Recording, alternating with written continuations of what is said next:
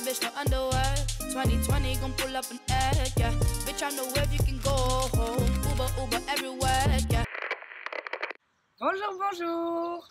Aujourd'hui, on se retrouve pour une nouvelle vidéo. Et oui, cette fois-ci, c'est vraiment une vidéo spéciale puisque vous voyez, je ne suis pas toute seule, mais on est deux, voilà. Donc, je suis accompagnée d'Anaïs. Bonjour! Voilà, Anaïs, présente-toi, dis-nous un peu ce que tu fais dans la vie. Alors, je m'appelle Anaïs, j'ai 21 ans et actuellement je vis à Paris et je fais des études de mode en fait. Je fais un cursus marketing de mode et de luxe. Voilà, donc j'ai trouvé que c'était vachement intéressant pour vous d'entendre un petit peu son expérience, ce qu'elle a à dire. Elle a plein de petites anecdotes croustillantes. Donc c'est parti pour une interview. Ok, donc Anaïs, explique-nous un peu plus en quoi consistent tes études de mode. Alors du coup, dans mon cursus, j'apprends énormément de choses à propos des stratégies de publicité, des stratégies de marketing, comment une marque réussit à se faire connaître dans le monde. Et aussi, on nous apprend énormément pourquoi les réseaux sociaux sont importants. On nous apprend les blogueurs aussi, pourquoi ils sont importants, pourquoi c'est pas juste un métier, mais vraiment un métier. Comment ça fonctionne, les relations entre le public et la compagnie, quelle que soit la compagnie, Louis Vuitton, etc. etc. Et en fait, les stratégies qu'on nous apprend, c'est vraiment un monde à part. En fait. C'est pas parce qu'on voit la vidéo, la publicité à la télé qu'on se dit que derrière, il n'y a pas une masse énorme de travail parce que ce n'est pas que prendre une caméra, filmer. Derrière, il y a un concept qu'il faut respecter à propos de la marque. Si par exemple, je prends une marque de luxe, ce n'est pas la même chose que les marques fast fashion. C'est pas les mêmes clients derrière, donc la façon d'interagir avec ces personnes, c'est très très différent. On nous apprend un peu tout ça dans mon école, comment interagir, comment parler, comment se faire connaître, beaucoup de communication puisque je suis dans la partie marketing. Et voilà, les différences entre vraiment les fast fashion comme Zara, Mango, Pimki et vraiment le top top avec Louis Vuitton, Chanel, etc. D'accord, d'accord. On dit souvent que le milieu de la mode est impitoyable. Qu'en penses-tu? Ah là là. Alors oui, le milieu de la mode, c'est un monde de requins. Il faut survivre dans ce monde, il faut pas être timide. La première chose qu'on nous a inculquée dans mon école, c'est vraiment la timidité, c'est à bannir. Car la timidité ne fonctionne pas en fait. Il faut vraiment communiquer, il faut se faire connaître, il ne faut pas avoir peur de se mettre en avant, il ne faut pas avoir peur de faire des choses qu'on a peur de faire. Et surtout, j'ai appris ça par rapport à mes stages. Les gens sont prêts à t'écraser pour rien du tout. Du coup, il ne faut pas se laisser faire, il faut avoir sa voix. Il faut que ta voix porte, il faut que tu dises vraiment ce que tu penses, même si c'est mauvais. Même si c'est mauvais, il faut vraiment défendre ton idée du début jusqu'à la fin. Même si c'est pas la meilleure idée de l'année, un jour elle finira par payer. C'est ce qu'on nous apprend aussi dans mon école. C'est vraiment très très important de bannir la timidité, de ne pas avoir peur du risque, de ne pas avoir peur d'être différent. J'ai beaucoup appris ça par rapport à mon expérience de la Martinique. Je suis allée à New York aussi, où j'ai vraiment appris à m'ouvrir l'esprit, à connaître d'autres cultures, d'autres personnes, d'autres langues. Et ensuite, le côté international de mon école à Paris m'a aussi appris à m'ouvrir aux autres, m'ouvrir aux cultures des autres, ce qui est très très important, car en fonction des pays, ce n'est pas la même chose quand on va en Martinique, quand on va en France, quand on va à New York. C'est vraiment, tout est différent. On est vraiment dépaysé et il faut vraiment se mettre à fond, se mettre à 100% dans l'expérience et dans l'aventure qu'on est prêt à vivre pour réussir en fait. D'accord. Je vois que tu as parlé de stage. Alors, à ton avis, pour toi, quel a été ton plus beau stage?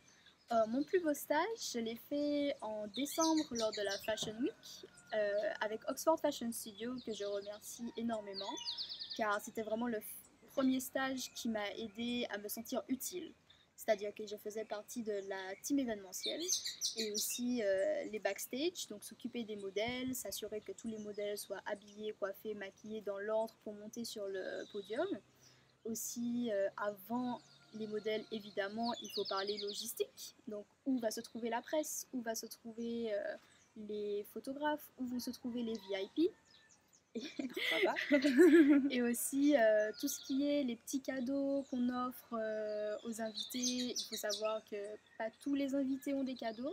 Il faut aussi Ah, savoir le lien social. Il faut pas perdre patience parce qu'il y a des gens qui veulent être VIP mais qui malheureusement ne le sont pas parce qu'il n'y a pas forcément assez de place pour les VIP tout simplement.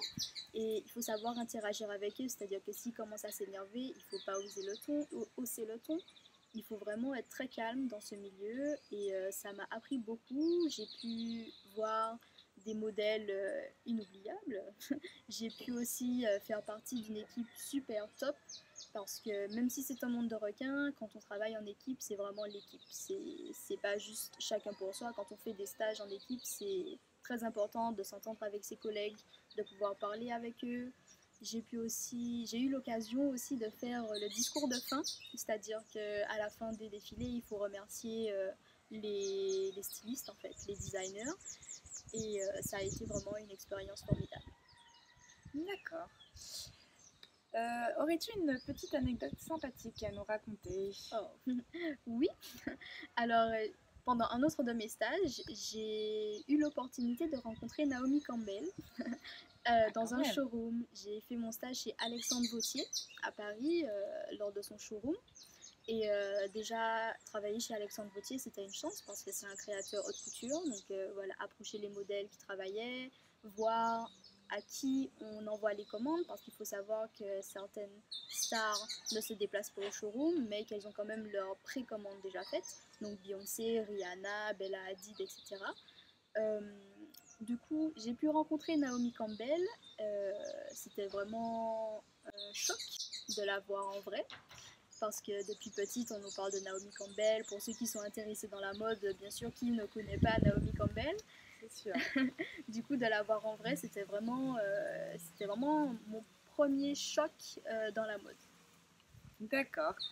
Eh bien, moi aussi, j'aurais aimé rencontrer Naomi Campbell. Qu'aimerais-tu faire plus tard comme métier à la fin de tes études? As-tu déjà une idée? Alors, il faut savoir que le monde de la mode est un monde très ouvert. On pense que c'est soit être styliste, soit avoir un magasin, soit être blogueuse. Pour ceux qui pensent que, évidemment, les blogueurs est un métier. Personnellement, j'aimerais beaucoup travailler dans l'événementiel. J'aimerais énormément, par exemple, le Met Gala, pouvoir l'organiser, les Fashion Week aussi. C'est vraiment mon goal, c'est travailler pour le Met Gala. Du coup, c'est vraiment tout ce qui est événementiel, mais je ne me ferme pas aux autres idées, c'est-à-dire pour la partie publicité. On est toujours en recherche de nouvelles idées pour les publicités. C'est à qui aura la meilleure idée qui n'a pas encore été faite, ce qui est très difficile parce que essayer d'aller trouver une idée qui n'a pas déjà été conçue. Juste essayer, c'est très compliqué. C'est possible, c'est très compliqué, mais c'est possible. Et aussi, continuer mon blog. Hein. Ce serait vraiment J'aimerais vraiment qu'ils prennent plus d'ampleur, plus de proportions, et voilà. Mais vraiment, mon premier objectif dans la mode, ce serait vraiment de travailler dans l'événementiel. D'accord. Justement, tu parles de ton blog. Dis-nous un petit peu plus. Comment Alors, tu l'as ouvert? De quoi ça parle? alors là, je passe en troisième année. En troisième année dans mon cursus, ma dernière année de ma licence. Et en première année, après être venue de New York, je me suis dit, bah tiens, vu que j'ai pu voir quelques horizons différents avec des gens d'un peu partout dans le monde et que ça m'a vraiment impressionné le choc des cultures parce qu'il y a des choses que nous on fait que les Indiens ne font pas, que les Arabes ne font pas, que même les Français de France ne font pas, de métropole du moins. Et du coup je me suis dit, tiens, ce serait très intéressant de pouvoir montrer aux gens ce que moi j'ai vu, mais toujours de mon point de vue. Du coup, j'ai décidé de créer Wonder Fucking Fool en deuxième année d'études, aussi parce que une de mes matières imposées était e-fashion. Du coup, comment ça se passe sur Internet, les réseaux sociaux, les blogs, etc., les hashtags. Euh, du coup, voilà, c'était un de mes projets scolaires. Et j'ai décidé, je me suis dit, si je vais créer un blog pour l'école, bien sûr, il faut savoir qu'un blog, c'est énormément de temps, énormément de temps personnel, de travail autonome. des contacts, des messages, des emails, vous pouvez demander à Marie, voilà. Ouais, je peux pas dire. Du coup, voilà, il faut être prêt à s'engager et à continuer son blog, c'est vraiment très important. Et du coup, j'ai décidé de créer Wonder Fucking Fool que j'ai publié il y a moins de 6 mois. Et j'ai décidé de mettre de la mode, évidemment, de pouvoir partager mes expériences avec ceux qui ont peur de travailler dans la mode, parce que c'est encore tabou hein, pour certaines personnes. Et voilà, et du coup je parle de mes expériences, je parle de la vie dans la mode en général, je parle aussi, il y a une côté lifestyle dans mon blog où je parle des festivals dans lesquels je suis allée, ou des différentes activités par exemple en Martinique.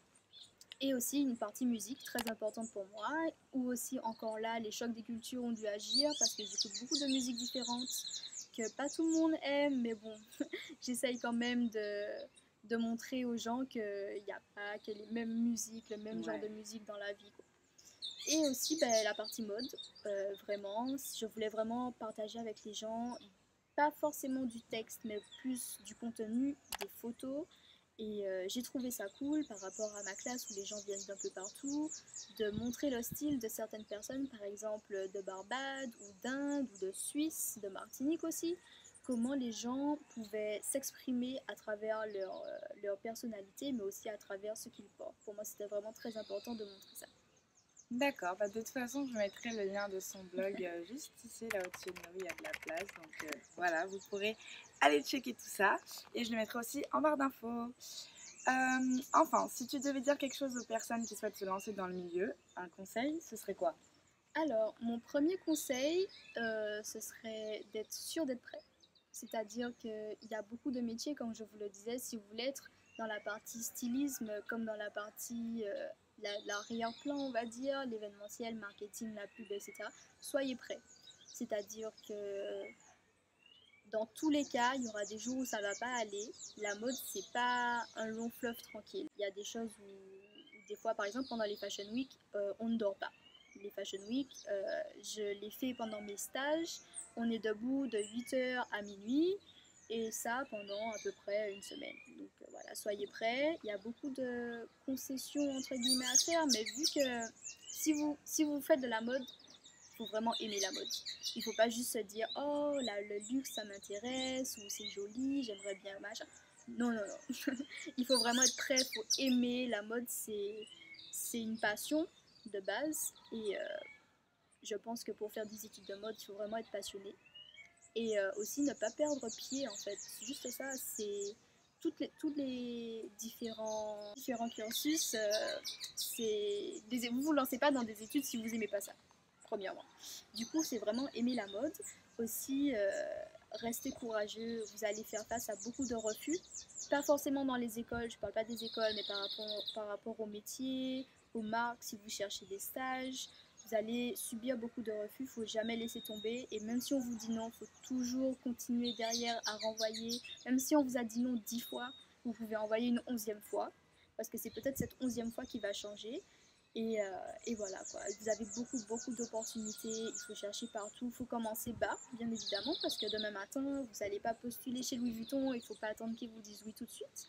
Il faut commencer avec des petits designers ou des petites entreprises et au fur et à mesure, vous allez voir que vous allez faire une progression déjà par rapport à votre CV qui va augmenter considérablement et aussi par rapport à votre CV, vous allez voir que vous serez fier de travailler dans la mode, même si personne ne vous connaît, vous-même vous saurez que oui, quoi, je suis partie de rien et au final, j'arrive là, quoi. Du coup, ne pas perdre espoir, aimer la mode et voilà.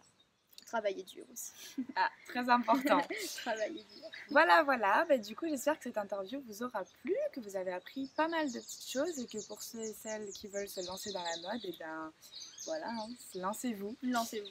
Sur ce, je vous dis à bientôt pour une prochaine vidéo et je vous fais plein de bisous.